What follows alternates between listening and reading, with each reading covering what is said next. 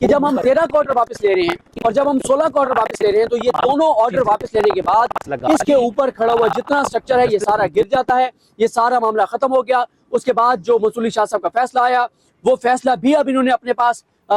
رکھوا لیا ہے، منگوا لیا ہے، فائل کے ساتھ لگوا لیا ہے۔ ویسے تو جب 13 اور 16 کا آرڈر ہی انہوں نے واپس لے لیا ہے تو پھر اس کے اوپر کھڑے ہوئے سارا سٹرکچر گر جاتا ہے، کنٹمپٹ پروسیڈنگز بھی ختم، اس کا فیصلہ بھی ختم، لیکن پھر بھی کنٹمپٹ پروسیڈنگ اور اس کے فیصلے والی فائل بھی اس کیس کے ساتھ لگانے کا حکم جاری کیا گیا ہے، اور اس میں انہوں نے یہ کہا ہے کہ جو 13 والا آرڈر تھا وہ کورم نان جوڈس تھا، یعنی اس عدالت کے پاس اس کیس کو سننے کا اختیار سماعت ہی نہیں تھا۔ جب ایک عدالت کے پاس کسی کیس کو سننے کا اختیار سماعت نہ ہو تو اسے کہا جاتا ہے کہ کورم نان جوڈس ہے، عدالت کے پاس کیونکہ اختیار سماعت نہیں تھا، جب اس عدالت کے پاس اختیار سماعت ہی نہیں تھا تو اس کے آرڈر کو جوڈیشل آرڈر نہیں کہا جا سکتا۔ تو انہوں نے اب 13 اور 16 کا آرڈر واپس لے لیا ہے، اس کے اوپر کھڑا ہوا سٹرکچر گر گیا ہے، 20 والا آرڈر بھی ختم، کنٹمپٹ پروسیڈنگ والا بھی ختم، کنٹمپٹ والا فیصلہ بھی ختم، اور اس طرح سے انہوں نے کر دیا۔ حالانکہ کر نہیں سکتے تھے کیونکہ 13 اور 16 کے جو آرڈر ہیں اس کے بعد کرتے کرتے اس کے اوپر ایک فائنل آرڈر آ گیا ہے۔ جب فائنل آرڈر آ گیا، کنٹمپٹ اسی میں پروسیڈنگ انیشیٹ ہوئی تو وہ انٹرم آرڈر تو ایسے ختم ہو گئے۔ تو اب اس ساری صورتحال میں ایک اتنا بڑا غیر آئینی کام جو ہے اس آئینی بینچ کی جانب سے کیا گیا، لیکن مسئلہ وہی ہے کہ میں تو جو ہے وہ کیونکہ لکھ رہا تھا، جب وہ آرڈر لکھوا رہے تھے تو جلدی جلدی میں نوٹس لے رہا تھا، تو باہر نکل کے ایک وکیل صاحب نے بتایا کہ امیر الدین خان صاحب جو ہیں وہ آرڈر لکھ کے لائے ہوئے تھے پہلے سے۔ اب اس وکیل کا یہ ظاہر ہے اس نے ہمیں یہ بات کہی، اب اس کی بات جو ہے اس میں کتنی حقیقت ہے نہیں، کیونکہ اس وقت ہم بینچ کو دیکھ نہیں پا رہے تھے اور جلدی جلدی آرڈر لکھ رہے تھے کیونکہ امیر الدین خان صاحب آرڈر ڈکٹیٹ کروا رہے تھے۔ ان کی ایک اسیسمنٹ بھی ہو سکتی ہے اور ان کی غلط فہمی بھی ہو سکتی ہے، لیکن ان کا یہ خیال تھا اور ان کا یہ کہنا تھا کہ وہ آرڈر پہلے سے لکھ کر لائے ہوئے تھے، یعنی پہلے سے وہ مائنڈ بنا کر آئے ہوئے تھے کہ آج انہوں نے کیا کرنا ہے۔ یا اکثر یہ بھی ہوتا ہے، ضروری نہیں ہے کہ ججز آرڈر جو ہے وہ لکھ کے لائے ہوں، ایسے ہوتا کبھی بھی نہیں ہے۔ کبھی کبھی یہ ہوتا ہے کہ جب جج یہ کیس سن لے تو وہ ساتھ ساتھ نوٹس لے رہا ہوتا ہے اور وہ اپنا ایک مائنڈ بھی بنا رہا ہوتا ہے اور وہ وہیں بیٹھے بیٹھے ہی 8-10 لائنیں اس نے ساتھ ساتھ وہ لکھ رہا ہوتا ہے، تو اینڈ میں وہ ڈکٹیٹ کروا دے، تو یہ تو ہو سکتا ہے۔ لیکن یہ بہرحال خیر اس کو ذرا اس بات کو میرے لیے ماننا ذرا مشکل ہے کہ امین الدین خان صاحب کے اوپر یہ کہنا کہ وہ لکھ کر لائے ہوئے تھے، میں کم از کم اس بات کو میرا دماغ جو ہے اس بات کو نہیں مانتا۔ تو ساتھ آج جو میں نے آپ کو بتایا کہ آج ایک وہاں پہ کمرہ عدالت میں لڑائی بھی ہوئی، اور کمرہ عدالت میں لڑائی یہ ہوئی کہ جو شاہد جمیل صاحب ہیں جب وہ روشن پر آئے اس سے پہلے صلاح الدین صاحب دلائل دے رہے تھے، تو جب شاہد جمیل صاحب آئے تو محمد علی مظہر صاحب بہت غصے میں تھے۔ آج تینوں جج اتنے غصے میں تھے، کل 2 غصے میں تھے، آج 3 غصے میں تھے، اور خیر مسرت ہلالی صاحب بھی ان کے ساتھ تھی، وہ بھی اٹیک کر رہی تھی، منصور علی شاہ صاحب کو بار بار اٹیک کر رہی تھی، عقیل عباسی صاحب کو اٹیک کر رہی تھی، تو یہ بہت غصے میں تھے۔ محمد علی مظہر صاحب کا ضبط جو ہے نا وہ جواب دے گا، حالانکہ کسی جج کے لیے بڑا مطلب نہیں ہونا چاہیے، اور ویسے وہ ایک لائق جج ہیں، آپ ان کے فیصلوں سے اختلاف کر سکتے ہیں، آپ ان کے آرڈر سے اختلاف کر سکتے ہیں، لیکن وہ لائق جج ہیں، اس میں کوئی دوسری رائے نہیں ہے۔ تو محمد علی مظہر صاحب جو ہیں انہوں نے الزام لگا دیا شاہد جمیل صاحب پر اور صلاح الدین صاحب پر، اور کہا کہ آپ لوگ جو ہے وہ چاہتے ہیں کہ اس بینچ کے پاس جائے، آپ لوگ چاہتے ہیں کہ آپ اپنی مرضی کا بینچ چاہتے ہیں، آپ چاہتے ہیں ہماری مرضی کے جج سنیں، آپ کا امپریشن یہ ہے کہ آپ نے یہ کیا۔ پھر اس سے پہلے کیونکہ نعیم اختر اعوان صاحب بھی صلاح الدین صاحب کو کہہ چکے تھے، خیر وہ بڑے پولائٹ انداز میں کہہ چکے تھے کہ یہ سارا کرائسس آپ کا کھڑا کیا گیا ہے، کیونکہ آپ نے اس بینچ میں یہ کہا کہ وہ بینچ کیس سن سکتا ہے، حالانکہ وہ کیس نہیں سن سکتے تھے۔ آرٹیکل 191A کے تحت آئین کے حوالے سے جہاں بھی سوال ہوگا، آئین کی تشریح کا جہاں بھی سوال ہوگا، کسی قانون کے آئین سے متصادم ہونے کا جہاں بھی سوال ہوگا، تو وہاں پہ کیس آئینی بینچ کے سامنے آنا ہے، وہ ریگولر بینچ نہیں سن سکتا۔ اور ججز نے کہا کہ یہ آئین میں جب لکھا ہوا ہے کسی کو پسند ہو یا نہ پسند ہو، اب یہ معاملہ جو ہے وہ جانا ہی آئینی بینچ کے پاس ہے، اور یہ نہ تو کمیٹیوں کا اس میں کوئی اختیار ہے، نہ رجسٹرار آفس کا اختیار ہے، آئین کی یہ منشا ہے کہ یہ کیسز جو ہیں وہ آئینی بینچ کے سامنے جائیں گے۔ تو انہوں نے جب یہ الزام لگایا محمد علی مظہر صاحب نے تو صلاح الدین صاحب پھٹ پڑے، انہوں نے سخت زبان میں اسی لب و لہجے میں کہا کہ اگر آپ مجھ پہ الزامات لگائیں گے تو میں اسی ہارش وے میں، اسی ہارش الفاظ میں بھی آپ کے اوپر پھر آپ کو جواب دوں گا۔ یہ کوئی طریقہ نہیں ہے کہ آپ یہاں پہ بیٹھ کے اور جج کی کرسی پہ بیٹھ کے اور وکلا کے اوپر اس طرح کے جو ہے وہ آپ الزامات لگائیں، یہ آپ کو کوئی کسی طرح سے آپ کو اس کی چیز کی اجازت نہیں ہے، اور اگر آپ الزام لگائیں گے تو میں اسی زبان میں آپ کو جواب دوں گا۔ بہت وہاں پہ معاملہ خراب ہو گیا، تو جمال خان مدخیل صاحب نے انٹروین کیا, نہیں آپ کی بڑی رسپیکٹ کرتے ہیں, آپ بڑے لائق وکیل ہیں, ایسی کوئی بات نہیں, ہم تو آپ کو بلاتے رہتے ہیں کیسز میں, معاون بھی مقرر کرتے ہیں. اٹارنی جنرل پاکستان فوراً کھڑے ہوئے, جا کے انہوں نے کندھے جو ہیں وہ پکڑے ان کے صلاح الدین صاحب کے, انہوں نے بھی ذرا ان کے کندھے تھپتھپائے اور ان کو ذرا کندھے پکڑے اور کہ بس ذرا ٹھنڈے ہو جائیں, کوئی مسئلہ نہیں ہے, ایزی ہو جائیں. اور پھر محمد علی مظہر صاحب نے جو ہے وہ معذرت کی ان سے, شاہد جمیل صاحب سے. ظاہر ہے شاہد جمیل صاحب سے معذرت کا مطلب یہ ہے کہ انہوں نے ان سے بھی معافی مانگی جو صلاح الدین صاحب ہیں, کیونکہ انہوں نے وہ بہت غلط ایک الزام لگایا تھا, محمد علی مظہر صاحب کو یہ نہیں کرنا چاہیے تھا. تو خیر اب یہ اس آئینی بینچ نے آج ایک مطلب ایسا کام کیا ہے جو پہلے تو ہم نے کبھی بھی نہیں دیکھا کہ سپریم کورٹ میں کبھی ایسا ہوا ہو کہ ایک فیصلہ آ جائے, مین فیصلہ آ جائے, فائنل ججمنٹ آ جائے, اور کوئی اور بینچ بیٹھ کے اور وہ جو ان کا جو آرڈر ہے, فیصلہ نہیں آرڈر جو ہے, اس کو واپس لے کر کہیں گے کیونکہ ہم نے آرڈر واپس لے لیا ہے. اس آرڈر کے بعد جتنی سماعتیں ہوئی ہیں, جتنے دلائل ہوئے ہیں, جتنے فیصلے ہوئے ہیں, جو کچھ ہوا ہے وہ سب گر گیا, کیونکہ وہ آرڈر جب ایک آپ آرڈر واپس لیں گے تو اس کے بعد ہونے والی تمام سماعتیں سب کچھ جو ہے وہ گر جاتا ہے, ختم ہو جاتا ہے. تو یہ آج ہوا ہے, انہوں نے یہ بھی ججز پہ الزامات لگائے. اور بہرحال وہ جو آج کی پوری پروسیڈنگ کا حوال ہے اس میں آپ کو بتاؤں گا کہ منصور علی شاہ صاحب پر اور عقیل عباسی صاحب پر کیا کیا الزامات لگائے گئے, کیا کیا کہا گیا ہے, کس جج نے کیا کہا, سماعت میں کیا ہوتا رہا, مکمل حوال بھی آپ کے ساتھ شیئر کریں گے. مجھے اپنی دعا میں یاد رکھیں, لیکن یہ بتا دوں کہ اب یہ معاملہ جو ہے وہ بڑھ سکتا ہے, کیسے بڑھ سکتا ہے اس پہ بھی بات کریں گے. مجھے اپنی دعا میں یاد رکھیں. اللہ حافظ. جیسا کہ میرے دونوں جو چھوٹے بھائی ہیں علی اجاز بٹر اور نعیم احمد پنجوتا صاحب نے بڑی تفصیل سے آپ کے ساتھ خان صاحب کا میسج اس سے آپ کو آگاہ کیا,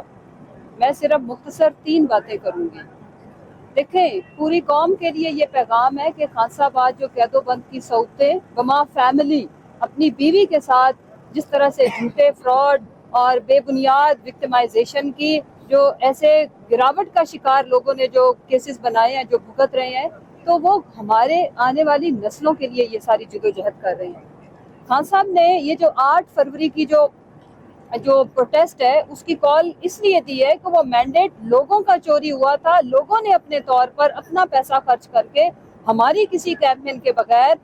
ایک نظریے کو ووٹ دیا تھا, اور اس نظریے کے تحت جو لوگوں نے جدوجہد کی وہ کسی ایک ڈیموکریٹک انقلاب سے کم نہیں تھا. تو میری اپیل ہے خدارا گھر میں بیٹھی ہوئی ایک بیٹی, ماں, بہن اس باپردہ عورت کو دیکھے جو ہمارے آنے والے بچوں کے بہتر مستقبل کے لیے اپنے خامن کے ساتھ حق اور سچ کی آواز دیتے ہوئے آج قید و بند کی صورتیں کاٹ رہی. اور کیس پتہ ہے کون سا ہے؟ القادر یونیورسٹی. سنت رسول کے اوپر عمل پیرا کرنے کے لیے اپنی آنے والی نسلوں کو ایجوکیٹ کرنے کا جرم بہت بڑا گناہ کیا انہوں نے. اس کے بعد دوسرا جو انہوں نے بدنام زمانہ 19 جولائی 2024 کو, آپ کو پتا ہے کہ وہ جو ایک بدبخت شخص میں کہوں گی کہ جس نے اپنی آنے والی نسلوں کو اپنا تعارف کرانے کے قابل نہیں چھوڑا, میری مراد ہے خبر مانے کا, اس نے یہ اپلیکیشن دی, اس کو سائڈ پہ رکھ دیا گیا, اپنے من پسند ججز کی بھرتیاں کی گئیں اور پھر مذاکرات کا کھیل کھیلا گیا. اور جب اپنی مرضی کی ڈیل نہیں ملی, میں قوم کو آگاہ کرنا چاہتی ہوں خان صاحب ان سے کسی قسم کی ڈیل نہیں چاہتے, لیکن یہ ضرور ہے کہ وہ ان کو ڈھیل نہیں دے رہے, ان کی مرضی کی شرائط پہ مبنی ان کو ڈھیل نہیں دے رہے. یہ وجہ ہے کہ دوبارہ پکڑ کے ان کی بے گناہ بے قصور اہلیہ کو انہوں نے اندر جیل کے اندر ڈالا نہ صرف, اور ایک بدکاری والا گھنونا قسم کا انہوں نے جو فیل کیا ہے کہ عدت جیسا پاکستان کے معاشرے میں. مجھے بتاؤ, ہم ماؤں بہنوں بیٹیوں والے ہیں, ہمارے معاشرے میں عورت تو پہلے بڑی گھٹن کا شکار ہے. ہم اپنی بیٹیوں کو تعلیم دینے کے بعد ان کو روزگار کے مواقع نہیں فراہم کر پاتے کہ کنڈیوسیو انوائرمنٹ نہیں ہے جہاں پہ وہ جا کے اپنی صلاحیتوں کے, لوگ ڈاکٹر بنا کے بیٹیوں کو ہاسپٹلز نہیں بھیجتے پریکٹسز کے لیے. آپ ایسے معاشرے کے اندر جہاں پہ ہم نے ہاف آف پاپولیشن کو پہلے ہی کوئی بنیادی حقوق نہیں دیے, تو آپ ایک پریویلیجڈ طبقے کی خاتون کے ساتھ یہ کر رہے ہیں. وہ کون ہے؟ وہ ایکس پرائم منسٹر, ایک سپر سٹار, ایک ہیرو کی وائف ہیں, وہ سابقہ خاتون اول ہے. ان کے اوپر آپ کردار کشی کرنے سے جب باز نہیں آ رہے, تو میرے گھر میں بیٹھی ہوئی دور دراز گاؤں میں بیٹھی ہوئی ایک عورت, ہمیں تو اپنی بچیوں کو ستی ہونے سے محفوظ کرنا ہے, کاری ہونے سے محفوظ کرنا ہے. اور یہاں اسلام آباد کے اندر یہ جو گھناؤنا کھیل رچایا جا رہا ہے, قوم کی مائیں بہنیں بیٹیاں جھولیاں اٹھا کے نہ صرف بد دعائیں دے رہی ہیں, آپ کو کبھی معاف بھی نہیں کریں گی. میں 2-3 چیزوں کے اوپر آپ کی توجہ دلانا چاہتی ہوں. یہ ماؤں اور بہنوں نے, آپ کو پتہ ہے کہ پی ٹی آئی کو جو جتنی بھی سرویز یا رپورٹس آئی ہیں, خواتین نے سب سے زیادہ تعداد میں ووٹ ڈالا. کیوں؟ کیونکہ خواتین کو پتہ ہے، ماؤں بہنوں کو پتہ ہے کہ ان کے حقوق کی جو بندہ جنگ لڑ رہا ہے، جو جیل کے اندر بیٹھا ہے، ہمیں اچھی تعلیم دینے کے لیے، ہمیں اچھی صحت دینے کے لیے بیٹھا ہے، وہی نکلیں گی۔ اور یہ ان کی خام خیالی ہے کہ ثوابی میں تو انقلاب ہوگا۔ ایک ایک یونین کونسل کے اندر ہر وہ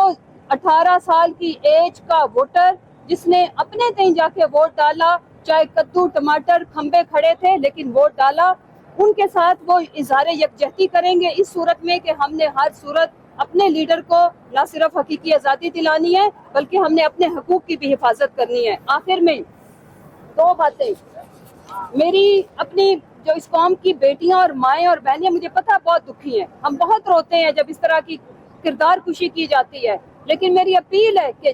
جب یہ بشرا بی بی کا کیس لگائیں، آپ نے سوشل میڈیا کا دور ہے، ہمیں ہر دفعہ سڑکوں پہ آنے کی ضرورت نہیں، جب سڑکوں پہ آنے کی ضرورت ہوئی میں خود آپ کو کال دوں گی، میں خود لیڈ کروں گی، لیکن اپنے گھروں میں بیٹھ کے ان کو آپ نے اپنے جو بھی جذبات آئے اس کی ٹک ٹاکس بنائیں، اس کی ویڈیو بنائیں اور سوشل میڈیا پہ اپنے بیٹوں کو کہیں اپلوڈ کریں، اور آپ بتائیں، اب سب پوری قوم کی مائیں بہنیں بیٹیاں ایک پیغام دے کے میں بھی بشرا بی بی ہوں، میرے سے بھی انتقام لو، میں بھی حق اور سچ کی جنگ میں خان صاحب کا ساتھ دے رہی ہوں۔ یہ سمجھتے ہیں یہ نااہل، نالائق اور یہ غفلت میں ڈوبا ہوا ٹولہ یہ سمجھتا ہے کہ یہ بشرا بی بی خان صاحب کی کمزوری ہے اور وہ اس کمزوری کو تنگ کر کے خان صاحب کو تنگ کریں گے، لیکن مجال ہے جی، دونوں کو میں کہتی ہوں سلوٹ ہے، جس طرح سے وہ آپ کے ظلم کا سامنا کر رہے ہیں اس کی تاریخ میں مثال نہیں ملتی۔ آخر میں آج خان صاحب نے ہمارا ایک کارکن ندیم، آپ نے اکثر ان کو سٹیج کے اوپر دیکھا، وہ والنٹیئر کرتے تھے اور ایک عام گھرانے سے ان کا تعلق تھا، چھوٹی چھوٹی بچیاں ان کی، اور کبھی انہوں نے ایک پارٹی سے ایک پینی نہیں لی۔ خان صاحب کی حفاظت پہ بھی زمان پارک میں 24/7 مامور تھے، ہر جلسے میں وہ بندہ ہمارا موجود تھا۔ ایسا کیا ہوتا ہے کہ ہمارے کارکن وہ اریسٹ ہوا ہے،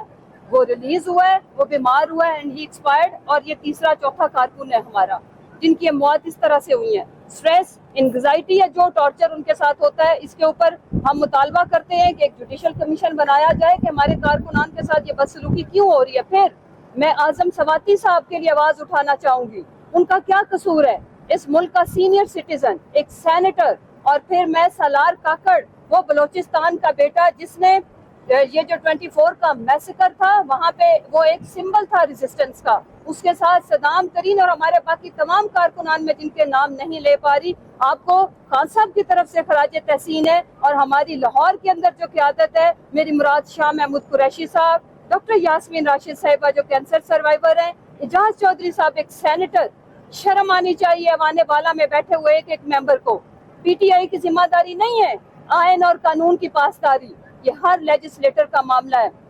ڈریں اس وقت سے جب کل آپ کی باری ہوگی، کل آپ کا کوئی سینئر اعجاز چودھری صاحب کی جگہ پہ اس کا نام ہوگا اور انہیں 2 سال کے لیے قید میں رکھا جائے گا اور ان کے پروڈکشن آرڈر جاری ہوں گے، اور چیئرمین سینیٹر ماشاءاللہ ڈائلاگ سے بڑے اچھے آپ بولتے ہیں۔ آپ انشور کریں اپنے رائٹس کو، ہماری ذمہ داری لیجسلیٹر کی ہوتی ہے عوام کے رائٹس کو تحفظ فراہم کرنا۔ جب ہم اپنے رائٹس کا تحفظ نہیں دے سکتے تو سوچیں عوام ہمارے پہ کیا اعتماد کرے گی۔ میں عمر چیمہ کی صحت کے لیے بھی خان صاحب بہت کنسرن تھے کیونکہ ان کا شولڈر فروزن ہو چکا ہوا ہے، میں ان کو، ان کی فیملی کو خان صاحب کی طرف سے خراج تحسین پیش کرتی ہوں، اور ایک ایک ہمارا کارکن میاں محمود رشید، کس کا ہم نام لیں، اور ہمارا وہ حسان جو